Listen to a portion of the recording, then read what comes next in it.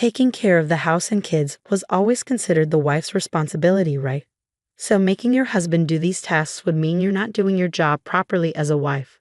My mother-in-law couldn't accept the idea of her son doing any housework or childcare. She believed that since he provided for the family, I should handle everything at home without complaining. I felt helpless in the face of her anger. I couldn't even speak up to defend myself. She reminded me that I owed everything I had to my husband and called me ungrateful. She even criticized me for not doing the laundry myself, saying she wasn't a maid. My husband didn't stand up for me, which hurt even more. It felt like both of them were looking down on me. My breaking point came when my mother-in-law hinted that if my husband divorced me, I wouldn't be able to survive on my own with our daughter. I'm Kathy, a 30-year-old office worker. I met Steve in college and we started dating. We decided to get married when we both started working. Soon after, I got pregnant and had our child. Because of my irregular work hours, I changed jobs around the time of the birth. Now I work full-time with fewer overtime hours. After getting married, I realized that Steve often relied on his mother's opinions to make decisions. So I was surprised when he brought her along for important discussions. While we were searching for a new house, I was discussing options with my husband.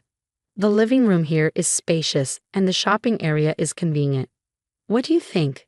I asked. But instead of giving his opinion, my husband turned to his mother for her thoughts. Mom, what do you think? He asked. I couldn't help but feel frustrated. The sunlight isn't very good here, and other places might be better, I pointed out. Yeah, I thought the same, my husband agreed. It seemed like his mother's opinion always came first. Eventually, we settled on a place that she approved of. I didn't mind it, but I couldn't shake off the feeling of dissatisfaction. Even when it came to buying furniture or appliances, his mother would tag along. Hey, I think your mom is busy. Why don't we go just the two of us next time? I suggested, hoping to have some alone time with my husband, but he insisted that his mom's opinion was important. Subtly hinting that I wanted to make decisions just with my husband didn't work. Occasionally, during weekdays, my husband would skip dinner at home and go to his mother's house to eat. Since I was working, not having to prepare dinner for him was a relief, so I didn't question it much. His mother was happy to have her son visit occasionally, and I didn't want to cause any tension between us.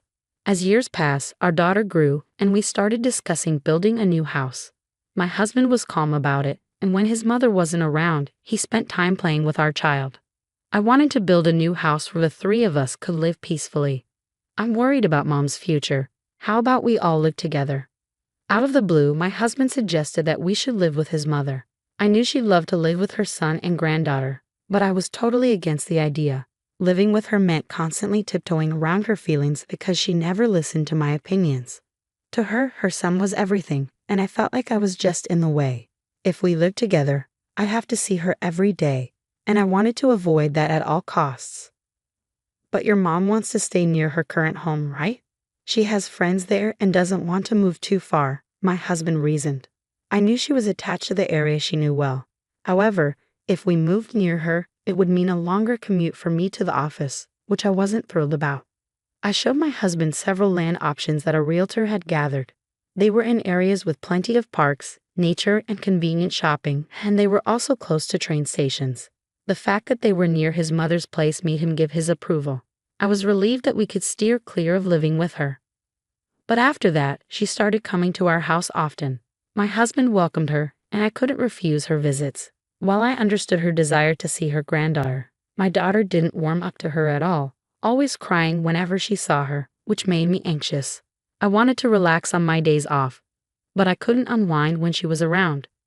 Can't we spend weekends just as a family? I suggested to my husband. I always feel like I have to be on my best behavior when your mom is around. Mom is family too. It's you who's making it awkward on your own, he replied, not understanding my feelings. Whenever she visited, my mother-in-law would criticize my cooking and housekeeping, saying it was to educate me as a wife. If something wasn't clean enough, she'd inspect everything closely. It was exhausting. I was working full-time and doing my best to clean the house on weekends, but it was always stressful when my mother-in-law would come over and point out things I hadn't cleaned yet. Her criticisms hurt, especially when she commented on my cooking skills, saying I didn't even have the basics down. Even when I tried my best, it never seemed to be good enough for her. My husband would join in, echoing her criticisms, which was tough to swallow. It was especially frustrating to see him suddenly become more assertive in her presence. I finally decided to talk to him about it when his mother wasn't around. If you have any complaints about me, can't you tell me directly? You don't need to wait for your mom to be here, I said. But he just shrugged it off, saying he only remembered when she mentioned it. His response left me feeling even more frustrated. As a couple, I wish we could be more supportive of each other, but it seemed like an impossible task. Our arguments about his mother became more frequent, especially as our daughter started elementary school. Then, I received a call from my mother, informing me that my father was unwell. My mother was struggling to care for him alone, so I decided to go back home and help out during breaks from work. During this time, I left our daughter in Steve's care. She was growing more independent and even started helping out around the house. She understood that I was under a lot of stress, and her cooperation was a huge relief. One day, my mother-in-law showed up at our house and started scolding me fiercely. "Steve is doing everything for the child." "What are you thinking?" she exclaimed. I apologized, explaining that my father's health was deteriorating and I needed to be there for him. But she didn't seem to understand, insisting that housework and childcare were solely my responsibilities as a wife. She even suggested that if I cared so much, I should handle those duties first before anything else. It was clear that she didn't share my belief in prioritizing family in times of need. Her fierce demeanor left me speechless. She couldn't accept the idea of her own son doing housework and taking care of the kids. "Who do you think earns the money you live on? Don't forget that you owe it all to Steve. You're really ungrateful," she scolded me harshly, while my husband stood by silently, offering no defense. It wasn't like we solely relied on Steve's salary. I worked too. But my mother-in-law insisted that everything was thanks to him. There were times when I had no choice but to ask Steve for help, especially with tasks like laundry. But even then, he seemed to harbor resentment, especially knowing how angry his mother would get. As I juggled housework, childcare, and caregiving, Steve's treatment of me worsened. I wanted to handle the housework myself whenever possible. But when I truly couldn't manage, I asked him for help. "At least take care of your own things," I pleaded. But he seemed oblivious to my feelings, retorting, "Isn't that what a wife is for? Why should I have to do it?" Despite earning less than him now, Steve acted arrogantly, reminding me that if we divorced, I couldn't live with our daughter. My salary had decreased when I changed jobs, and I had prioritized it to have less overtime because our child was young. Steve started making unreasonable demands, even threatening divorce over trivial matters. "If you really want to focus on caregiving, clean the house spotless every day before you go," he'd say, fully aware that I couldn't manage that with my full-time job. He criticized the meals I prepared, saying the variety was too small, and he refused to eat store-bought ready meals, adding to my exhaustion from cooking elaborate dishes. Since then, I started taking our daughter with me when I visited my parents' house, no longer expecting anything from my demanding husband. I stopped caring much about him and reduced the effort I put into pleasing him. My mother loved my daughter dearly and was always happy when we visited. Emma, my daughter, adored her grandmother and always enjoyed spending time playing with her. "Could you come, but are you pushing yourself too hard? Your face looks tired, and I'm worried." My mother noticed my fatigue right away. "It's okay, Mom. I'm really relieved that you can take care of Emma," I reassured her, feeling guilty for relying so much on her during this time.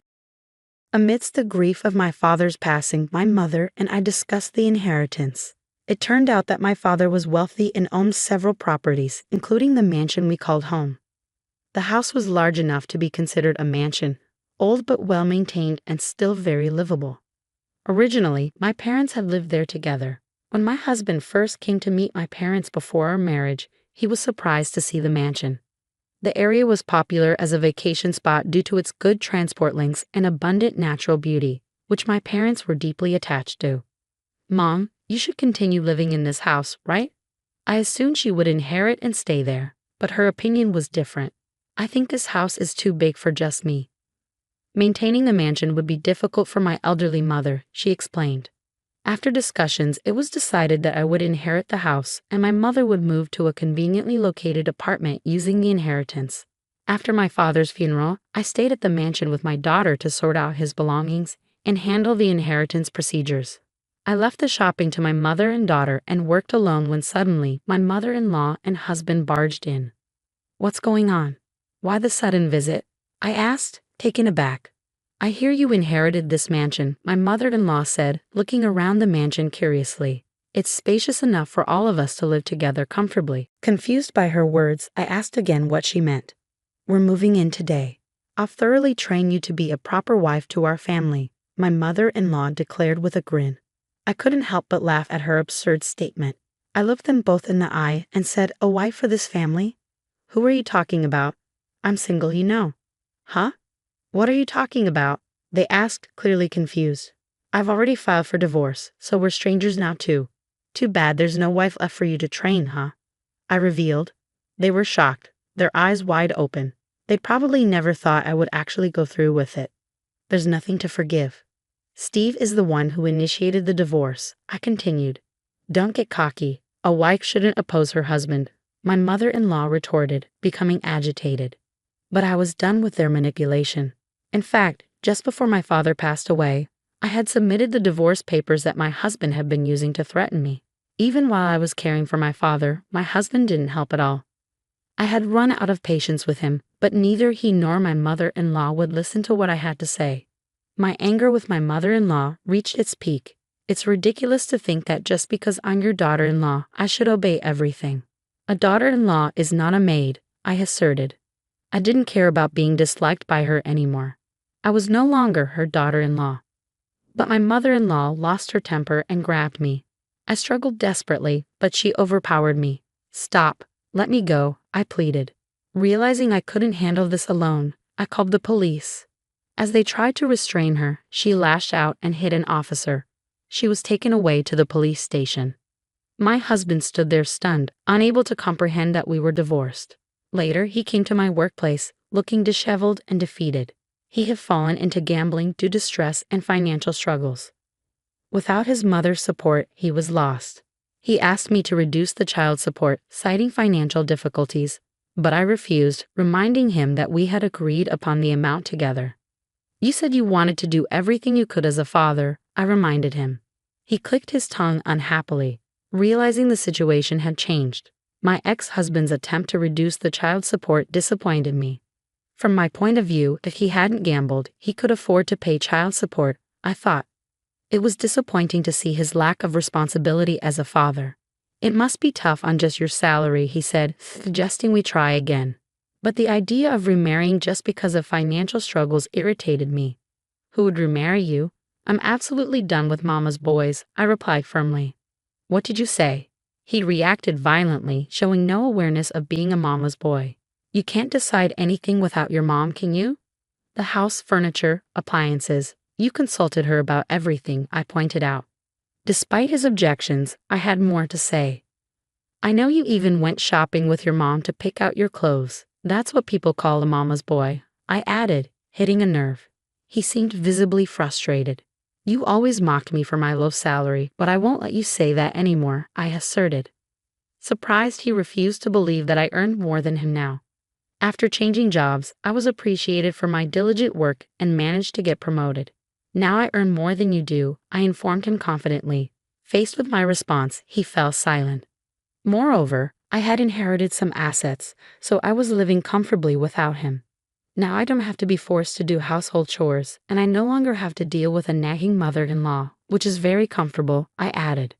He then suggested sharing the mansion and other properties I inherited. "Sorry, but you have no rights to them," I explained.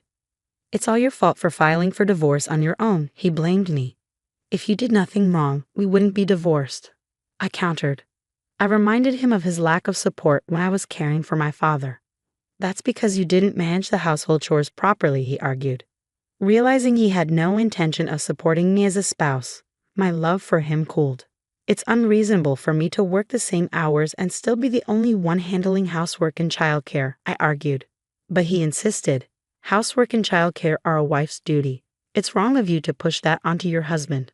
No matter how much I explained, his mindset wouldn't change. It seemed like the influence of his mother from his childhood still lingered. My ex-husband, who caused a scene at my workplace, was escorted away by security. Later on, both he and his mother found themselves in a tough financial situation, and had to sell their family home. They moved to a rundown apartment and struggled to pay child support while battling their gambling addiction. Despite their hardships, they couldn't break free from the cycle. As for me, I'm focused on my work, and with my mother's support, I am happily living with my daughter. I've noticed that I smile much more now, which brings joy to my daughter as well. Instead of spending my days worrying about my ex-husband's and mother-in-law's moods, I'm determined to live life on my own terms and set a positive example for my daughter. Now, I must raise my daughter by myself, and this situation has made me realize the importance of parental education. I want to instill in my daughter values of compassion, empathy, and helping those in need. No matter how tough things may get, I've decided to face them with a smile.